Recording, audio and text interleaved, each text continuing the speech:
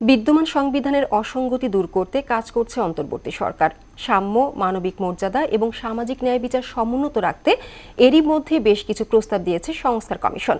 আর আইনজীবীরা বলছেন, সংবিধান সংস্কারে অবশ্যই জনগণের প্রতিনিধিত্ব জরুরি। মনিরুল ইসলামের বিশেষ প্রতিবেদন। সংবিধানে তত্ত্বাবধায়ক সরকার পুনর্বহাল এবং সংসদে দ্বিকক্ষ বিশিষ্ট ব্যবস্থা প্রবর্তনে বেশ কিছু প্রস্তাবনা দেবে সংস্কার কমিশন। এসব সুপারিশ জমা দেওয়ার কথা রয়েছে আগামী 15 জানুয়ারির মধ্যে। রাষ্ট্রবিজ্ঞানী আলী রিয়াজের নেতৃত্বে গঠিত কমিশনে অগ্রাধিকার পাচ্ছে সাম্য, মানবিক মর্যাদা এবং সামাজিক ন্যায় বিচার। পাশাপাশি রাষ্ট্রপতি আর প্রধানমন্ত্রীর ক্ষমতায় ভারসাম্য আনতে বেঁধে দেওয়া হবে সময়সীমা। এছাড়াও সংসদীয় স্থায়ী কমিটিকে কার্যত শক্তিশালী করার পরিকল্পনাও নেওয়া হয়েছে। থাকছে সংবিধানের 70 অনুচ্ছেদ বাতিলের সুপারিশ। তবে সংবিধান নিয়ে বৈষম্য বিরোধী ছাত্র আন্দোলনের নেতাদের সঙ্গে রয়েছে মতানৈক্যের অভাব। ইতিমধ্যে তারা 72-এর সংবিধানকে কবরস্থ করার হুমকিও দিয়েছেন। এমন তিক্ত বাস্তবতায় নতুন সংবিধান নয়, বরং সংযোজন বিয়োজনের মধ্যেই থাকছে কমিশনের মূল ফোকাস।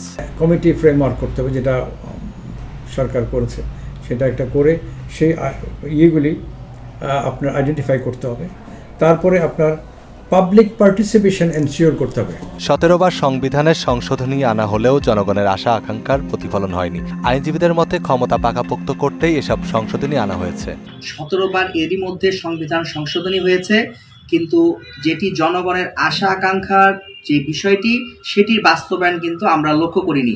সংবিধানের 70 অনুচ্ছেদ অনুসারে কিন্তু আমাদের এমপিরা যারা রয়েছেন তারা কিন্তু নিজ দলের বিপক্ষে ভোট দিতে পারেন না, যেটি গণতান্ত্রিক যে চর্চা তার পরিপন্থী।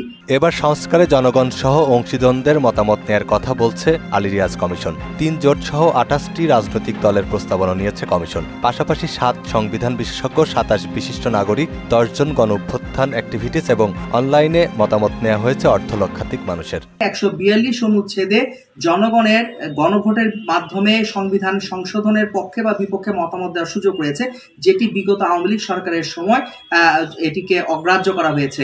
সংবিধান সংস্কারে গণতন্ত্র প্রতিষ্ঠার বিষয়টি মাথায় নিয়েই এগোনোর পরামর্শ দিয়েছেন আক্তার হামিদ। ডেমোক্রেটিক প্রিন্সিপালসগুলি এনশিওর করা হচ্ছে কিনা। ডেমোক্রেসি বলতে যেটা হচ্ছে যে whether the will of the people are represented properly reflected on not, মানে majority of the people, minority must be respected at the same time. এবং যদি না করা হয় তাহলে এটা অনেকটা অসার হয়ে পড়ে। উন্নত গণতান্ত্রিক রাষ্ট্রের সংবিধান নিয়ে স্টাডি করার আহ্বানও জানান আইনজীবীরা। এখানে বান্তুস্তান ছিল, বান্তুস্তানের অন্য ধরনের ট্রাইব ছিল, সমস্ত ট্রাইবাল লোক ইয়েগুলিকে অ্যাড্রেস করা, প্রবলেমসগুলি অ্যাড্রেস করা হয়। মনিরুল ইসলাম, মোহনা সংবাদ, ঢাকা।